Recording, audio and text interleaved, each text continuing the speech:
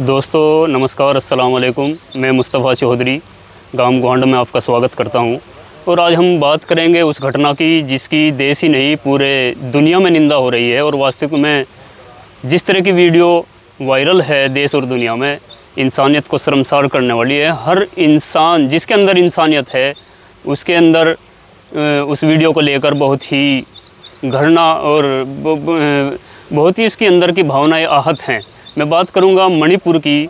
मैं मणिपुर की आपको पूरी डिटेल बताऊंगा, किन लोगों के बीच झगड़ा हुआ, किस बात को लेकर झगड़ा हुआ और कैसे दंगा फैला।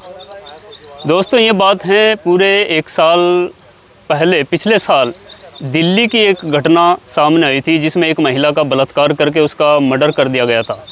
घटना एक साल पहले की है, लेकिन मणिपुर में इसी साल 3 मई को के आसपास ये घटना मणिपुर की बताकर और ये बोलकर कि वहाँ के मतीय समाज की महिला का बलात्कार करके इसको मार दिया गया, जबकि घटना दिल्ली की थी और एक साल पहले की थी। वहाँ पर दूसरा समुदाय है एक कुकी समाज, और इल्ज़ाम उसके सर लगाया गया। जो दंगाई सोच के लोग होते हैं, वे इस तरह की अफवाहें फैलाने के बड़े माहिर होते हैं। उन्होंने ये नहीं मालूम होता कि इसका रिएक्शन क्या होगा, कितनी जान और माल का नुकसान होगा और इंसानियत किस हद तक शर्मसार होगी। तो उन्होंने ये वीडियो वायरल किया, और जैसे ही वीडियो आग की तरह मणिपुर के अंदर फैला कि कुकी समाज की पुरुषों ने मैतेई समाज की महिला को बलात्कार और हत्या कर दी, तो वहाँ का जो मैतेई बहुसंख्यक समाज है वो बिल्कुल दरिंदा बन बैठा। और इस तरह की हरकतें उन लोगों ने की जो वास्तविक में इंसानियत को बिल्कुल शर्मसार करने वाली हैं, बहुत ही निंदनीय हैं, पीड़ादायक हैं। 3 तारीख को दंगा भड़कता है और 4 तारीख को एक भीड़ एक गांव पर, एक कबीले पर हमला करती है, जिसमें कुकी समाज के लोग होते हैं। उनके घरों को लूटते हैं, आग के हवाले करते हैं, उनकी इबादतगाह चर्चिज को नुकसान पहुंचाते हैं और बिल्कुल दरिंदगी भरा व्यवहार करते हैं। तो वहां से उस गांव से कुछ लोग, जिनमें 3 महिलाएं और 2 पुरुष, पास के जंगल में छुप जाते हैं। और जब वहाँ जंगल में छुपे होते हैं, पुलिस आती है और उनको अपनी सुरक्षा में लेकर थाने में ले जा रही होती है। तो देखिए दुस्साहस देखिए दरिंदों का। पुलिस की सुरक्षा से उन 5 इंसानों को छीनते हैं हथियारों के बल पर, और फिर उनके साथ जो हुआ ये बताने की ज़रूरत नहीं, शायद आप सब जानते हैं। वीडियो जिस तरह की वायरल हो रही हैं उन महिलाओं को, जिसमें एक 20 साल की महिला, एक 40 साल की और एक 50 साल की महिला बताई गई है। 2 महिलाओं को निर्वस्त्र करके घुमाया गया और उनके साथ सामूहिक बलात्कार किया गया। जिस 20 वर्षीय महिला का बलात्कार किया गया, उसका भाई ने जब विरोध किया तो दरिंदों ने उस महिला के सामने ही उस महिला के भाई का कत्ल कर दिया गया, और उसकी लहूलुहान लाश को छोड़कर फिर चले गए। और ये वीडियो सब कैमरे में रिकॉर्ड हुई, वहाँ इंटरनेट बंद कर दिया गया और सब खामोश। इतनी बड़ी घटना के बाद पुलिस की सुरक्षा से दरिंदों को ने जो है उन पीड़ितों को छुड़ाया था और ये सब दरिंदगी की गई थी। उसके बाद सब मामला इंटरनेट बंद करने की वजह से शांत हो गया, और फिर इंटरनेट तो बंद हो ही गया, लेकिन उसके बाद कोई एक्शन पुलिस ने या वहाँ की सरकार ने नहीं लिया। 77 दिनों तक मणिपुर जलता रहा, और ये जो पीड़ित थे ये बराबर के ज़िले में उन्होंने शरण ली। और 4 मई की घटना की 18 मई को अन्य के सहयोग से एक थाने में रिपोर्ट दर्ज कराई गई, बावजूद इसके भी कोई कार्रवाई नहीं की गई। अब 18-19 तारीख को ये वीडियो वायरल होता है और तमाम तरह के लोग सक्रिय होते हैं, सामाजिक संगठन, राजनीतिक पार्टियां, पक्ष विपक्ष। और जब विपक्ष हमलावर होता है, सामाजिक संगठन हमलावर होते हैं, तब जा कर के वहाँ की वर्तमान सरकार या हमारे देश के प्रधानमंत्री की ज़बान से मणिपुर का मैं निकलता है और बड़ी दुखदाई घटना बता करके तीसरी करते हैं। ये बहुत ही निंदनीय है। घटना 4 मई की थी। 77 दिनों के बीच क्या इस घटना का इन लोगों ने पता नहीं था, क्योंकि इंटरनेट बंद की वजह से सिर्फ वीडियो वायरल नहीं हुआ था, बाकी सब घटनाएं कैमरे में कैद थी। वहाँ पुलिस प्रशासन को इल्म था, लेकिन ये जो अफवाहों के कारण और ये जो बहुसंख्यकवाद की राजनीति के कारण, ये धार्मिक कट्टरपंथ के कारण इस तरह की घटनाओं को अंजाम देते हैं, ये बहुत ही निंदनीय है, शर्मनाक है। हम सबको इससे बचना चाहिए और ऐसे दरिंदों का हमें विरोध करना चाहिए।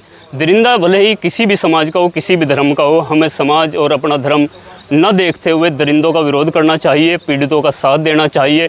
उसकी इतना कुछ होने के बाद भी तमाम तरह के लोग, ऐसे घटिया किस्म के लोग आज भी मौजूद हैं कि तमाम तरह के इसके घटना के बदले में दूसरी घटनाएं बताते हैं कि फला जगह भी ऐसा हुआ था, ढिगड़ी जगह भी ऐसा होता है, जो कि बहुत ही निंदनीय है। भाई घटना होती है, जहाँ भी हुई, जितनी भी हुई, सब गलत हुई है। इस तरह की तस्वीरें हमें अब से कुछ साल पहले सीरिया की नज़र आया करती थी।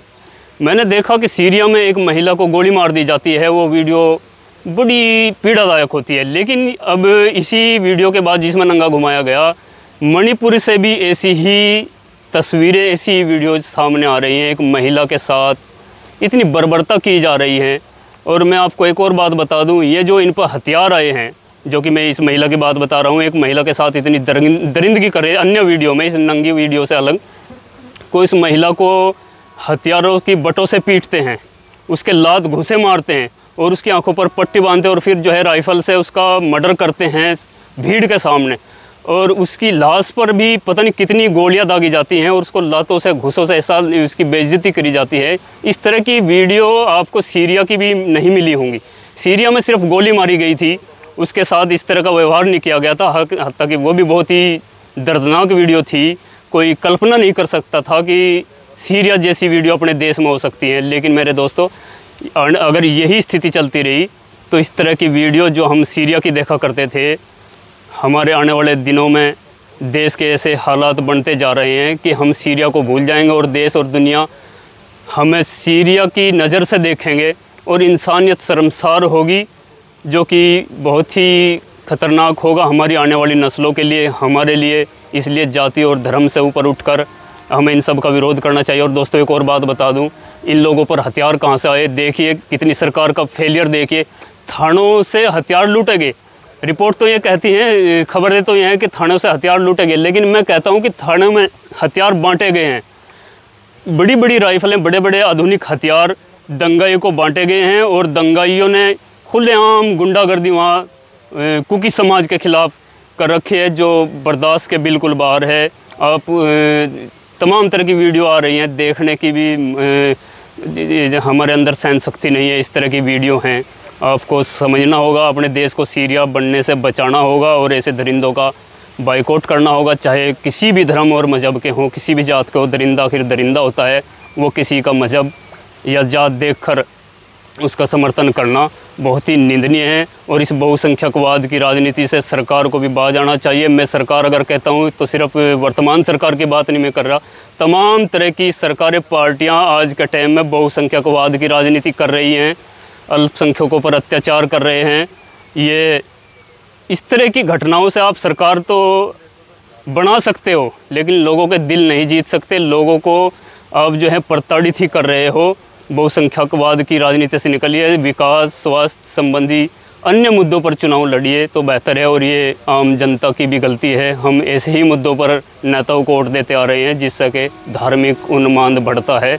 इस सब के हम दोषी हैं। तो दोस्तों, इतना ही कहना है, दरिंदों के ख़िलाफ़ बोलिए और इस तरह की घटना आगे ना हो, इसके लिए उचित कदम उठाएं और सब आपस में सहयोग बनाकर रखें। भावनाओं को किसी की आहत ना करें।